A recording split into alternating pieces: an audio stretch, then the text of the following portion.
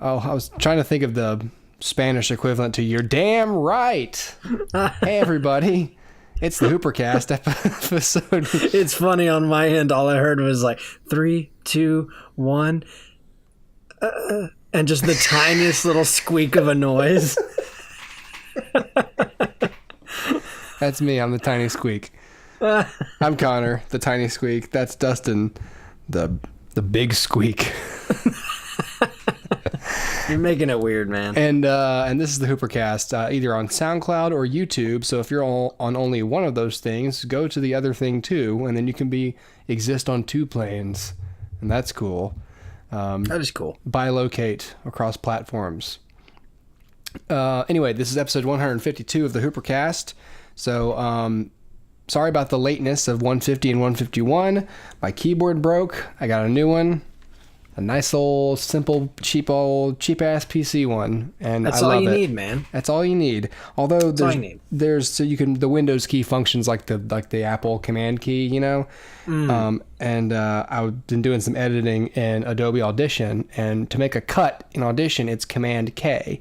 Well, okay. So you'd think you're going to use the right-handed command button because of the K's way the F over here, right? Right, but this button, I don't know what this button is, but like between the space bar and then holding this up here, what in the hell is this button? It's like, it looks like a page document thing, but like it's where the command key should be, and it's like, okay, so yeah, there's no command keys, but look, there's a Windows key right over here where they usually are, works as the command, and then you go all the way over here, and this thing, and I even tried it, I was like, okay, maybe it just, maybe it's a Windows key, it just looks like a piece of paper with centered text. No, right. I still don't know what it does. I wonder if it's like Weird. A print button, which would be stupid, because you could just put a command button there and then hit the command P. Anyway, right. It's still very hard to edit in Audition with this keyboard. Gotcha. So far, that's my only complaint. Amazon Basics. Amazon Basics. You're so basic. You're so basic. Your keyboard, as so basic. Advertised, very basic indeed.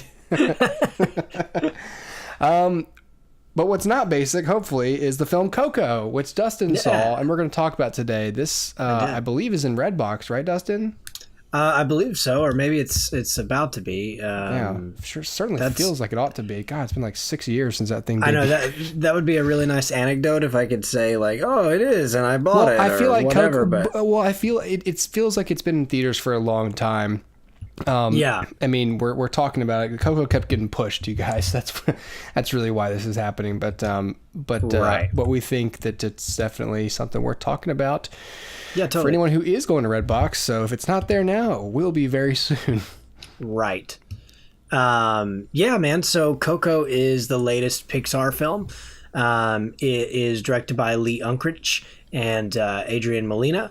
So you might remember Lee Unkrich directed Toy Story 3. I recognize Lee Unkrich, and the other guy sounds like Alfred Molina, but he's not. That would be awesome if it was Alfred Molina. He's just a director. He just directs Pixar movies now. Why not? Yeah. But yeah, man, it's so it's directed by the two of those guys. The cast is actually. I'm so sorry, Dustin. Can I ask you a question? Yeah. Just because I never bring this up whenever we talk about animation, but why is there often? It seems like there's often 2 directors with animated films. Why is that? So the 2-director kind of thing, from what I understand, a lot of co-directors sort of break it up where somebody's a little more focused on directing the actual animation, the animation performance, and then the other person is typically more involved in directing the actors who are doing voice direction. So a lot of times they break it up that way. There are, co-directors who will break it up in different ways, but I know in this particular case, Adrian Molina was a good asset for them, just to get into that Hispanic culture. And so they sort of deferred to him in that way. Now Lee Unkrich, of course, directed Toy Story 3 and has experience working with actors, and you always see these great behind the scenes clips of him directing Tom Hanks and Tim Allen, and he's so good at that. So a lot of times they split things up in that way, but I'm not sure about this particular pairing, how the duties actually sort of shook up there, but yeah, so from what I understand, that's typically sort of how they break it up. That's cool. Yeah, I never knew that. I just, because typically in films when you have 2 people directing or like 5 people writing, you go, oh dear. Right. Well, it's usually a bad sign. Right. And directing animators and directing actors are very different kind of mindsets. Yeah. So it makes sense to kind of say, like, look, I'm going to work with the cast and we're going to get you great performances to animate too. Mm-hmm. And then the other person say, well, I'm going to work with the animators and we'll actually go ahead and start, making sure the look of the film is right and making sure that things are synced and that things look good and, all of that good stuff. So, directing the actual animation performance. So yeah, again, I'm not sure how this exactly broke down, but this is a very well directed film. It's a very well written movie, as you would expect from Pixar. What I like about it is it doesn't star a lot of big names. So it's not like we have a Jack Black or The Rock in this. We have Benjamin Bratt, we have Edward James Olmos, but that's, really about it in terms of like notables. And everybody else tends to be, a little less notable, at least to me, the American that I am. Now, some of these actors and actresses may be a little more influential in their Spanish language, but it goes right over my head. The lead, the character of Miguel, is voiced by Anthony Gonzalez. He's a young guy who does a great job. It reminds me a little bit of like a classic sort of Disney young boy like Mowgli. So it's like a young voice, a young character, and it just feels completely believable. Mm-hmm. And Anthony Gonzalez actually does his own singing in the film, so it's actually very believable in that That's way. Really a lot of times cool. They'll bring in another person to sing.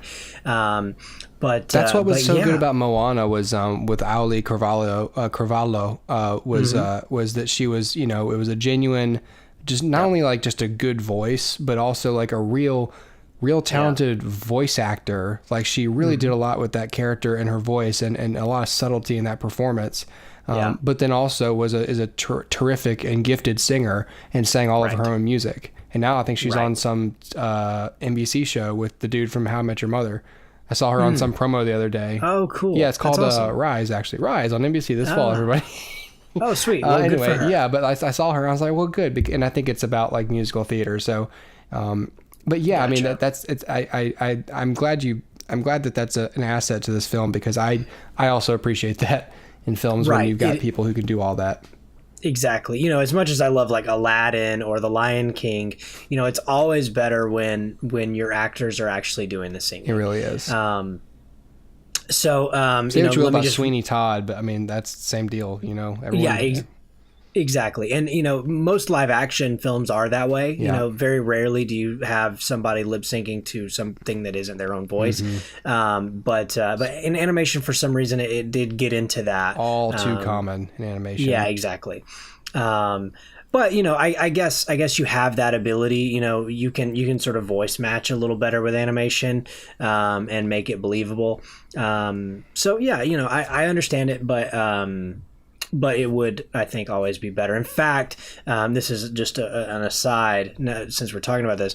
I saw at the anniversary screening that they did of a Goofy movie.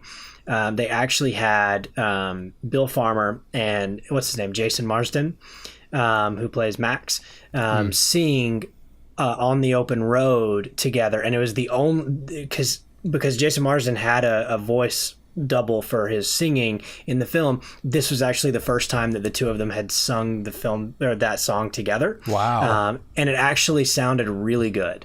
And because it's Goofy and actually Max. I mean, yeah. Yeah, so if you guys are interested in that, if you're a nerd like me, go to YouTube, you can find it. That would have been so funny if like he said, yes, hold on a second. He steps off stage and the guy who dubbed his voice, who sang the song, steps back out and goes, hey, I'm Jason Larson, let's sing now. Right, exactly. He's just wearing like a Groucho Marx mask. Right. Yeah, man. But yeah, so Coco, the story of Coco.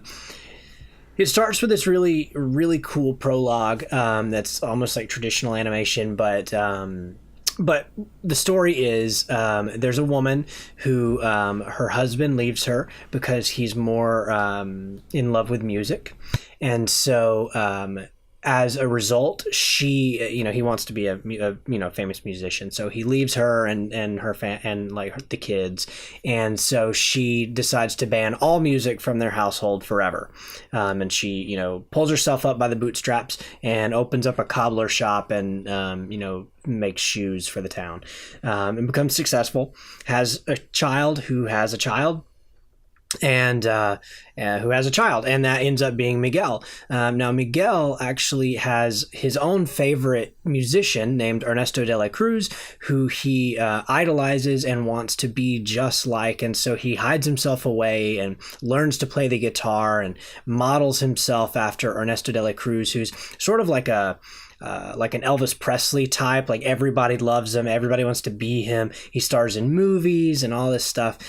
So Miguel has cobbled together VHS clips of Ernesto de la Cruz, and he's teaching himself how to play guitar, and he just dreams of being a musician.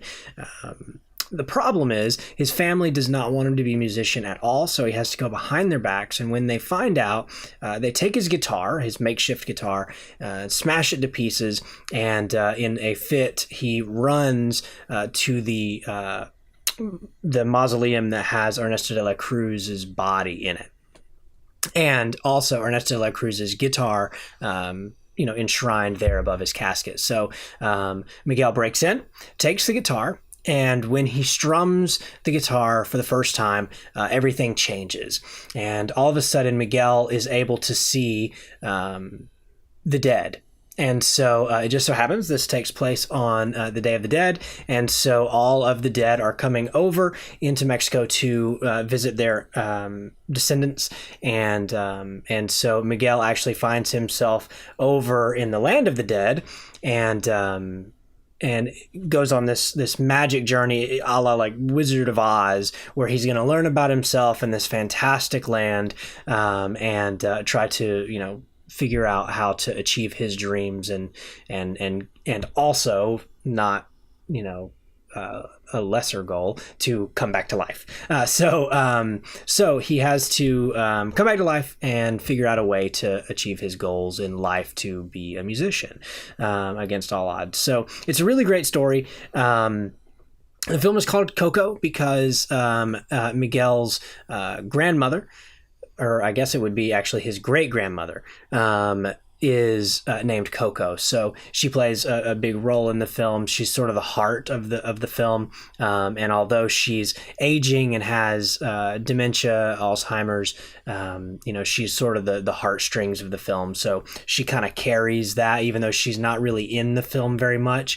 Her presence is felt. So it's a great, touching movie. I was talking to my fiance about this after we came out of the theater, and we both agreed that we think this is probably Pixar's most adult film yet.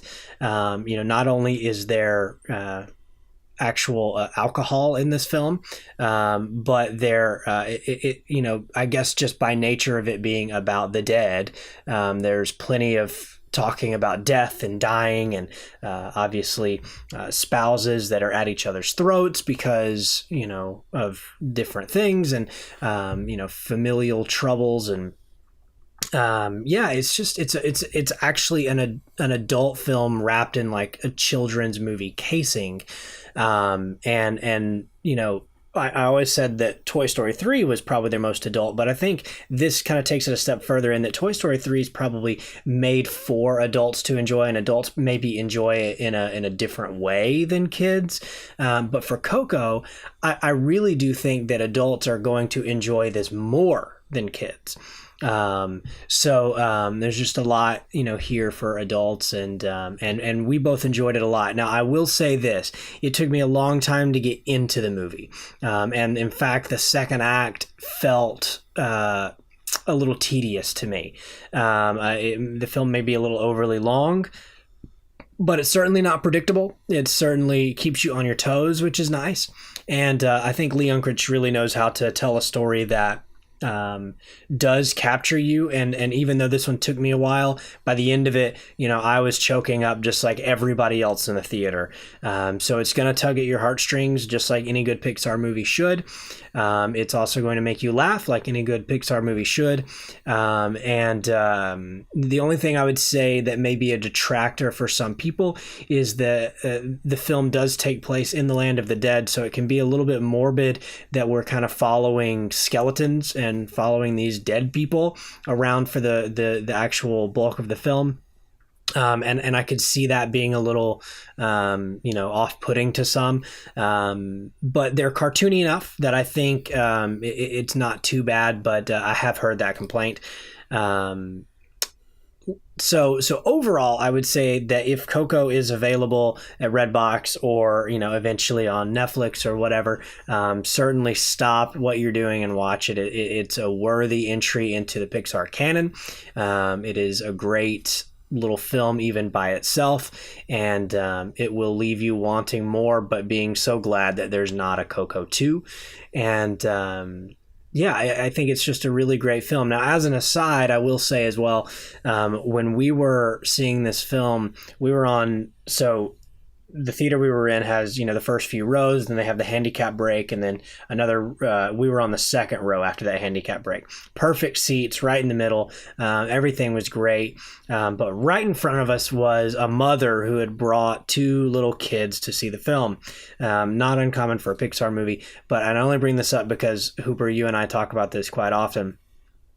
This woman could not control those kids, and one of them was way too young to be in the theater in general, and the other could not sit still and would not stop talking and would constantly ask her mom what was happening on the screen, to which her mom would typically scream at her and sit her back in the chair, completely oblivious to the fact that everyone in the theater is listening to her scream at her child and threaten her child.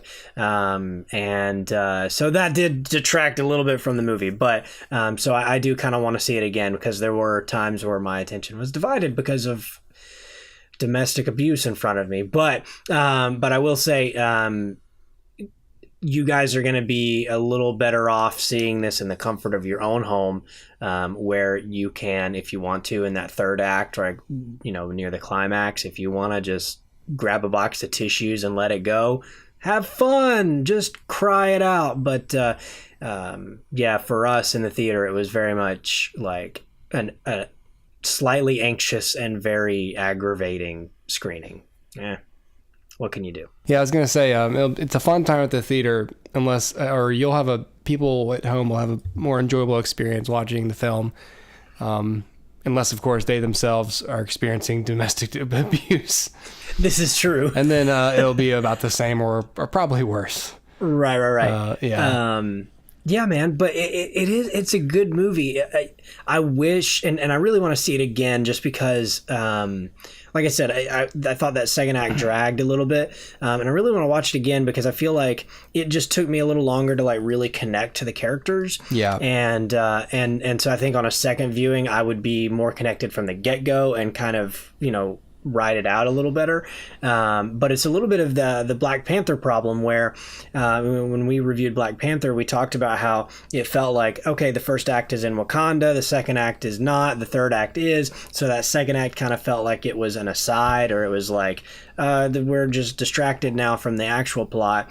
And as much, as tied in as it was, it to me felt a little disjointed. Coco's a little bit of the same way, if only not that it feels disjointed, but it almost feels like the second act is, by the time you get to the third, a little bit superfluous. Like it feels a little bit like You could have truncated that. Like, it didn't need all of that, because by the time that third act comes around, there's some twists that you're like, oh, well, that kind of renders some of that useless.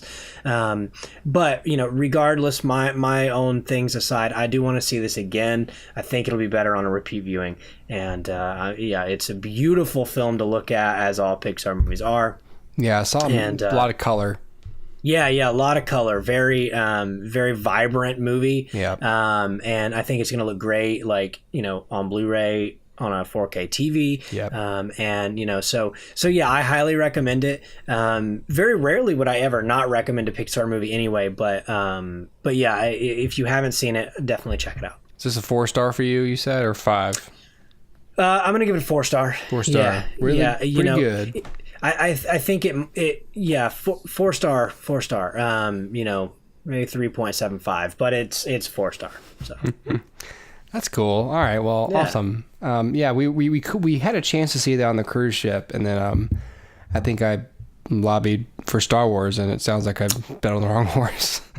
Well, it depends. Like, it just depends. I like Coco better than Star Wars. Yes. It's debatable, but, Okay. All right, everybody. Well, that's going to do it for 152. Yeah.